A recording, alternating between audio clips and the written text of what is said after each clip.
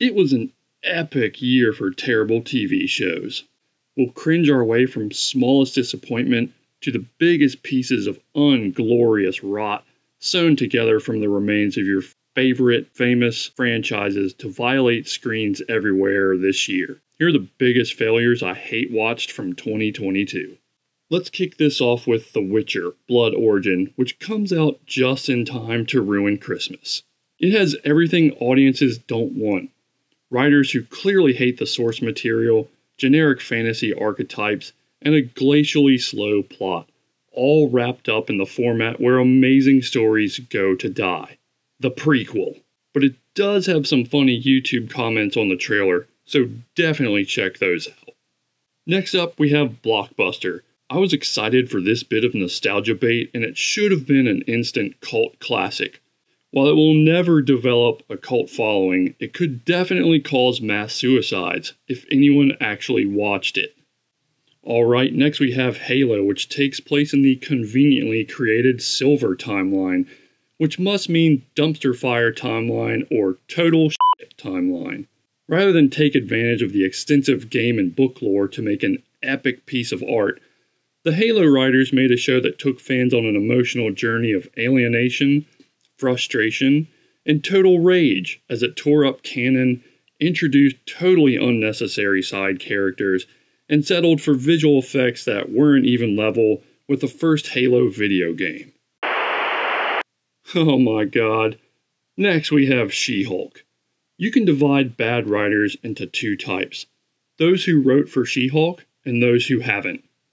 You can never unsee the CGI twerking, boring CGI fighting, and the preachy messaging from a bunch of overpaid, table-pooping harpies trying to fill the void where talent could not.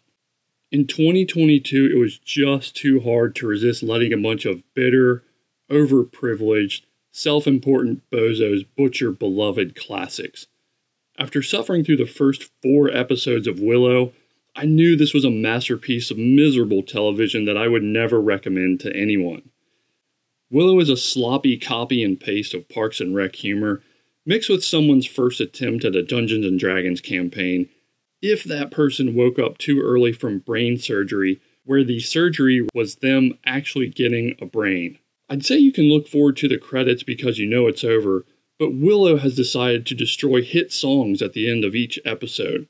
So not only is this a terrible series, it has the worst cover of Enter Sandman ever recorded. That brings us to Obi-Wan Kenobi.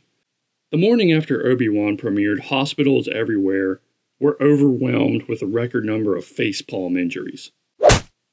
This was a devastatingly underwhelming show whose pervasive stupidity was only outdone by the nihilistic inertia of its plot.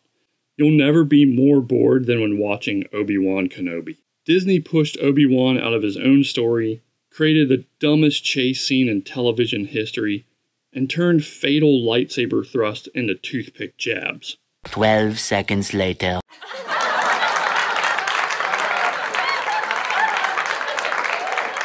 12 seconds later.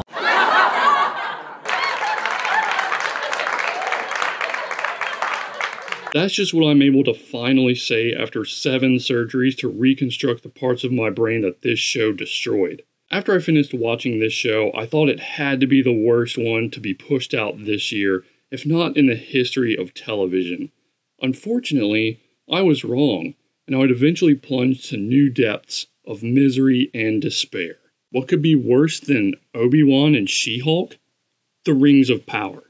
Audiences thought this was going to be a prequel to The Lord of the Rings, but really it's the spiritual sequel to The Wheel of Time and a slime and blood-covered demon spawn of everything that is wrong with Marvel and Disney's latest efforts. Watching The Rings of Power is like visiting a Lord of the Rings zoo.